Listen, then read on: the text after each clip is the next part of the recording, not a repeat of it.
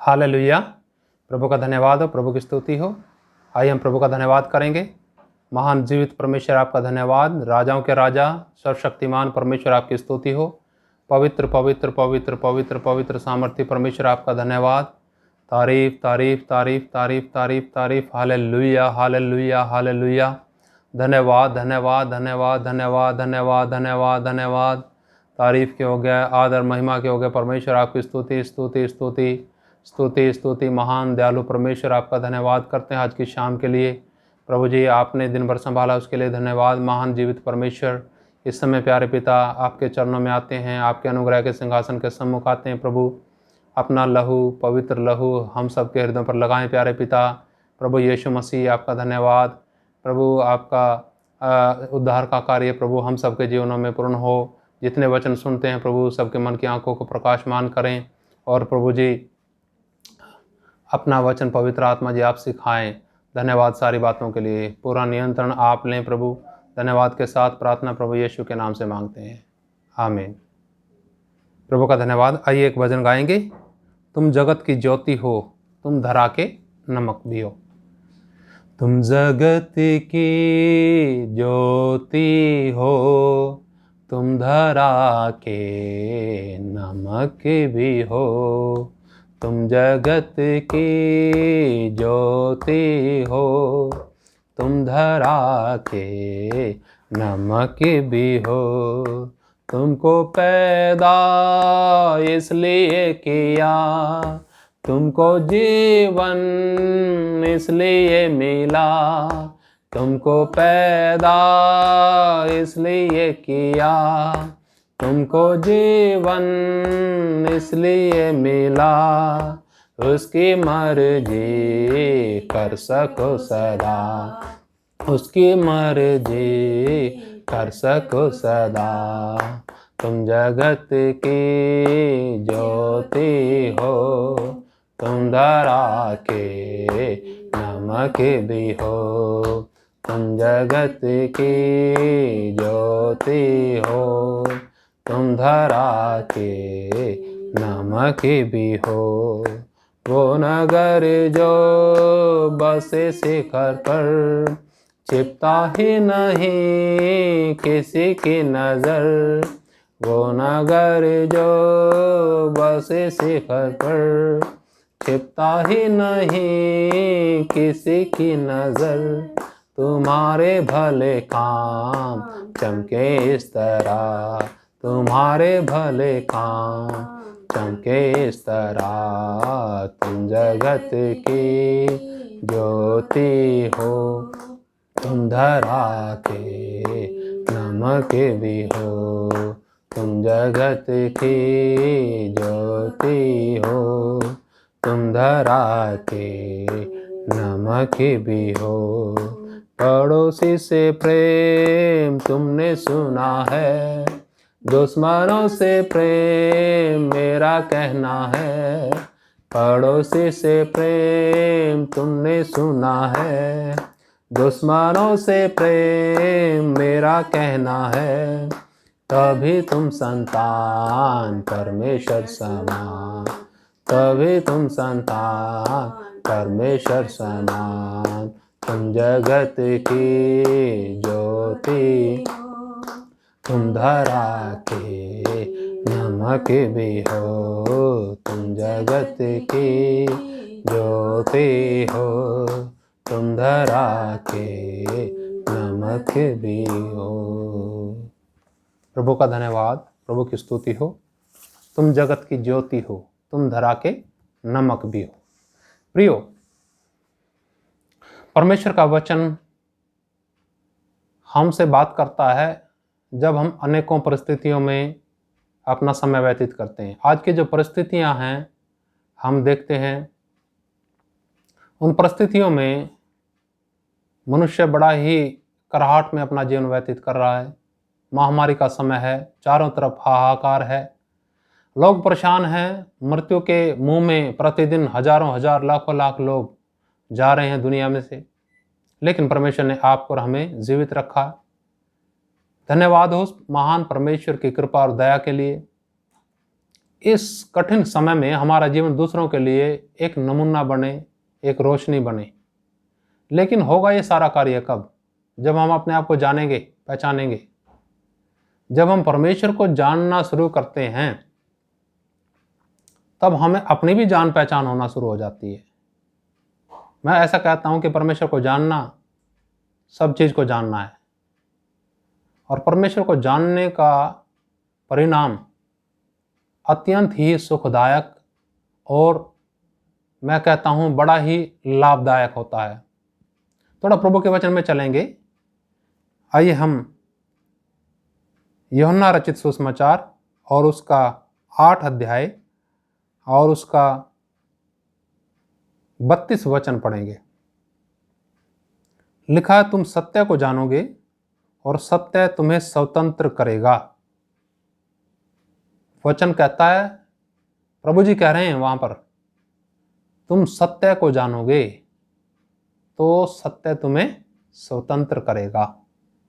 थोड़ा सा पहला पढ़ेंगे 31 वचन में, तो लिखा है, तब यीशु ने उन यहूदियों से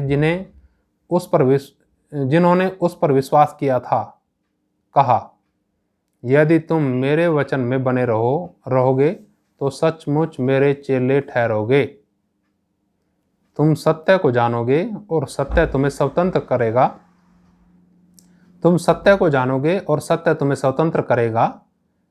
उन्होंने उसको उत्तर दिया, हम तो अब्राहम के वंश से हैं और कभी किसी के दास नहीं हुए, फिर तू कैसे कहता कि तुम स्वतंत्र हो जाओगे? प्रियो, यहां पर एक तरफ सच्चाई का जिक्र है, दूसरा बताया गया स्वतंत्रता का जिक्र। यानी सच्चाई किस समय काम आती है, ज्योति किस समय काम आती है, ये हम भली भांति समझ सकते हैं। जहां घोर अंधकार है वहां ज्योति काम आएगी। जहां गुलामी है, जहां बंधन है, वहां स्वतंत्रता काम आएगा। और ये स्वतंत्रता कैसे आएगी जीवन में? सबसे पहले तो मनुष्य को, एक व्यक्ति को ये जानने की आवश्यकता है कि मैं उन विचारों के बंधन में हूं जो परमेश्वर के खिलाफ हैं। हमें परमेश्वर की सहायता से उन विचारों को और उन कल्पनाओं को, उन अपने जो भावनाएं हैं, अभिलाषाएं हैं, उन सब को परमेश्वर की सहायता से बांध करके परमेश्वर के अधीन करना है। जबकि विश्वासी लोग, चेले लोग खुद ही बंधन में हैं। प्रभु जी ने यहां बोला ना, यदि तुम मेरे वचन में बने रहोगे तो मेरे चेले ठहरोगे और सत्य को जानोगे तो सत्य तुम्हें स्वतंत्र करेगा। ये कार्य है कैसा? ये कार्य इस प्रकार से है कि जब हम परमेश्वर को जानने की कोशिश करते हैं, प्रभु यीशु को जानने की कोशिश करते हैं, तो प्रियो क्या होता है? हमारे जीवन में उन विचारों से जो हमें बंधन में डाले हुए हैं, उन भावनाओं से, उन कल्पनाओं से हमें सत्य को जानने के द्वारा आज़ादी मिलती है। दूसरा, हम दूसरों के लिए एक ज्योति का कारण ठहरते हैं, उसके चेले बनते हैं। कैसे बनते हैं? उसके वचन में बने रहोगे तो उसके चेले बनेंगे।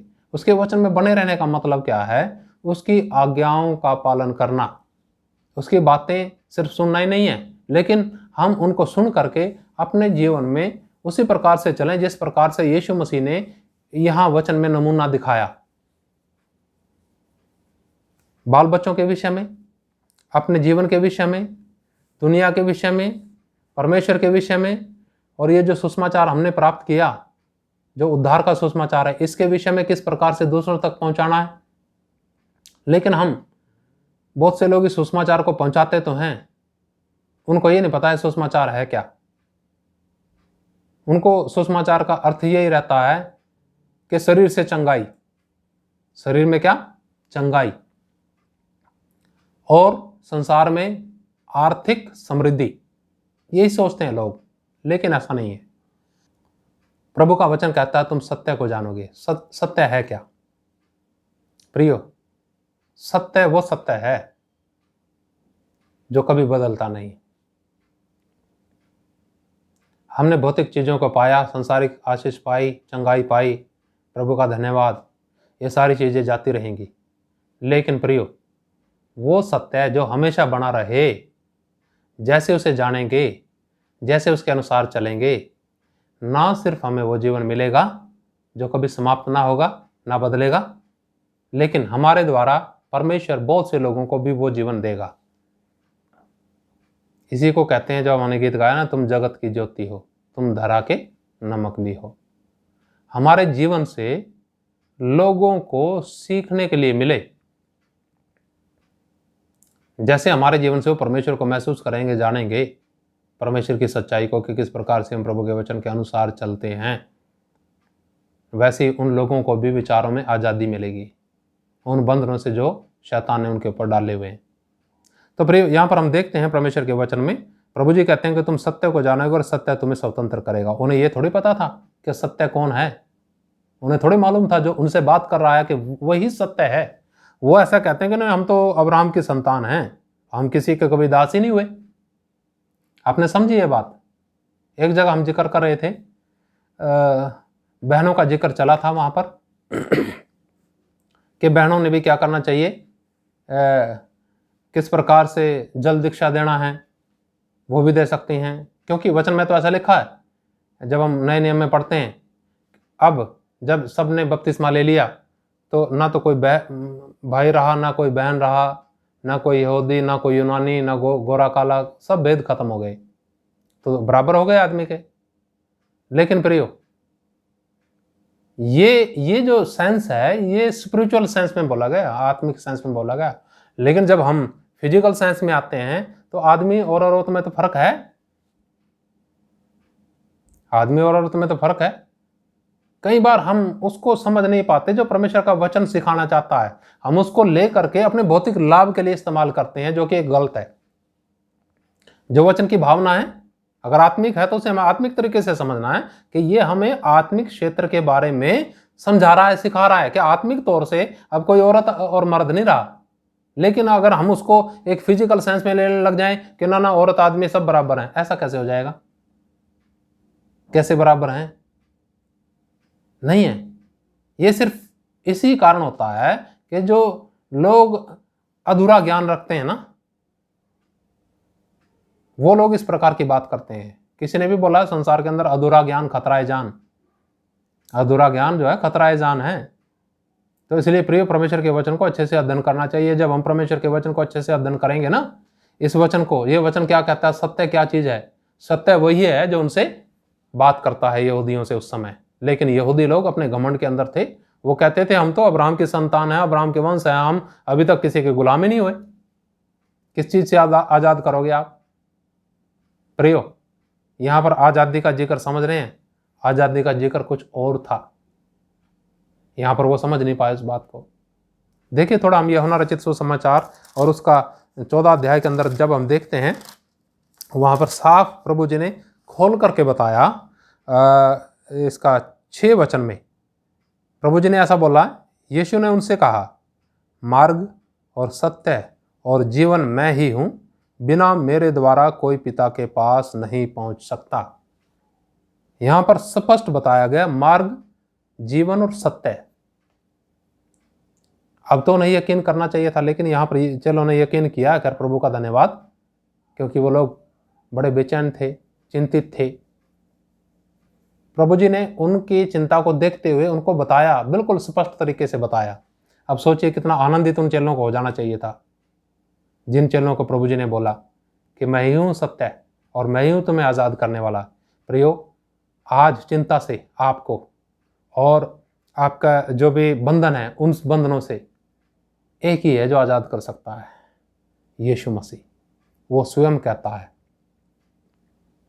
कि जब तुम सत्य को जानोगे, सत्य तुम्हें स्वतंत्र करेगा। और फिर आगे बोला कि मैं ही सत्य हूं, बिना मेरे द्वारा, बिना मेरे कोई स्वर्ग में नहीं जा सकता। कितना स्पष्ट तरीके से प्रभु जी ने बोल दिया। कोई भी नहीं बोल सकता ये बात। कौन बोलेगा? क्योंकि किसी के पास इतना अधिकार नहीं है जितना अधिकार यीशु मसीह जी के पास था। प्रभु का धन्यवाद हो, हम एक ऐसे उद्धारकर्ता परमेश्वर के पास आए हैं जो सच्चाई है, और वही सच्चाई है जो उद्धार दे सकता है, और सिर्फ वही उद्धार दे सकता है, कोई और नहीं दे सकता। इस कठिन समय में महामारी के समय में लोग परेशान हैं। विश्वासी लोग कहते हैं कि हाँ प्रभु का धन्यवाद, मेरी जान बची। क्या हुआ? इस संसार को छोड़ के जाते तो कहाँ जाते? क्योंकि सत्य को जाना नहीं ना अच्छे से। जब हम सत्य को जानेंगे तो भय मुक्त हो जाएंगे। सत्य को जानेंगे, सारे बंधनों से आज़ाद हो जाएंगे। सत्य को जानेंगे तो उद्धार का कार्य जीवन के अंदर पूरा होगा, छुटकारे का कार्य हमारे जीवन के अंदर पूरा होगा। लेकिन ये जो दुनिया के लोग हैं, सांसारिक लोग हैं, बेशक उसमें कुछ ऐसे विश्वासी भी हैं जो भौतिक तरीके से वचन को लेकर चलते हैं, आत्मिक तरीके से नहीं। वो लोग भी इन वचनों को नहीं समझते। ना समझने के कारण बड़े दुखी रहते हैं, परेशान रहते हैं। प्रियो, प्रभु का धन्यवाद, यीशु मसीह जी ने आपके और मेरे पापों की कीमत चुकाने के लिए अपनी जान दे दी। जब कई लोग कोरोना ग्रसित हो रहे हैं इन दिनों में, कई लोग विश्वासी वीर सेवक भी, अब आप उनसे पूछिएगा जान की क्या वो है। जब जान निकलने पे आए, जान की मुसीबत आ जाए, तब उन्हें कैसा एहसास होता है। सोचिए मेरे प्रभु को कैसा एहसास हुआ होगा। सारा दुख, सारा कष्ट, सारा बोझ यीशु मसीह जी ने आपके मेरे सारे बोझ ले करके अपने ऊपर और क्रूस पर अपने जान दे दी, अपना लहू बहाया, और कहता है मैं ही सत्य हूँ, मैं ही तुम्हें उद्धार दूंगा, बिना मेरे द्वारा तुम स्वर्ग में नहीं जा सकते। इसका क्या मतलब है? इसका मतलब यही है, इससे हमें यही सीखने को मिलता है कि जो बंधन है ना, अगर उससे छुटकारा चाहिए तो यीशु के पास आइए। अगर स्वर्ग में जाना है तो यीशु पर विश्वास कीजिए। वो आज़ाद करके, बिल्कुल साफ करके, तैयार करके आपको स्वर्ग में लेके जाएगा। इन दिनों में प्रियो, हम हिम्मत रखें और विश्वास रखें और दूसरों को भी हिम्मत दें, सांत्वना दें। और कहीं भी ऐसा लग रहा है, चिंता हो रही है, तो प्रभु के चरणों में जाके प्रभु के सामने अपना बोझ उड़ेल देना। प्रभु आपको बिल्कुल आज़ाद करेगा। जब प्रियो हम आज़ाद हो जाते हैं तो परमेश्वर हमारे द्वारा बहुत से लोगों को आज़ाद करेगा। प्रभु का धन्यवाद। परमेश्वर आप सबको ऐसी तसल्ली दे, ऐसी समझ दे कि आप उसके सत्य को और उसको जानने पाएँ। धन्यवाद। आइए हम प्रार्थना करेंगे। पिता आपका धन्यवाद, महान जीवित परमेश्वर आपका धन्यवाद, प्रभु यीशु आपका धन्यवाद, पवित्र आत्मा आपका धन्यवाद, त्रिएक परमेश्वर आपका धन्यवाद। आपने प्रभु हमें आज़ाद किया, आपने अपने आप को हमारे ऊपर प्रकट किया। हम सबकी आंखें बंद थी, हम सब अंधेरे में थे, लेकिन आपने हमें अंधेरे में से निकाल के अपनी ज्योति बनाया, अपनी ज्योति में खड़ा कर दिया। प्यारे पिता आपका धन्यवाद। आपने हमें शैतान के बंधनों से और कल्पनाओं के बंधनों से और दुष्ट के बंधनों से आज़ाद करके प्रभु अपने लिए तैयार किया। धन्यवाद प्रभु। एक एक भाई बहन, बुजुर्ग, नौजवान इस समय जो वचन सुनते हैं प्रभु, विचारों में आज़ाद हों प्यारे पिता, और वो जीवन जो शाश्वत जीवन है, जो आनंदमय जीवन है, जो स्वर्गीय जीवन है, वो प्राप्त करते हुए पिता आपकी महिमा करने पाए, एक दूसरे के लिए नमूना बनने पाए। प्रभु जी, इस समय बहुत से विश्वासी होंगे जो अपनी बात किसी को नहीं कह सकते, दुखों में होंगे, कष्टों में होंगे। प्यारे पिता आप सब कुछ जानते हैं। प्रभु आप दया करें, कृपा करें, आपका अनुग्रह भरा हाथ उन सब के ऊपर रखा जाए। धन्यवाद मेरे प्रभु, आप तसल्ली दे लोगों को। प्रार्थना सुनने के लिए धन्यवाद। प्रार्थना प्रभु यीशु के नाम से मांगते हैं, आमीन। प्रभु का धन्यवाद, प्रभु की स्तुति हो। परमेश्वर आप सबको आशीष दे। जय मसीह की। मारनाथा।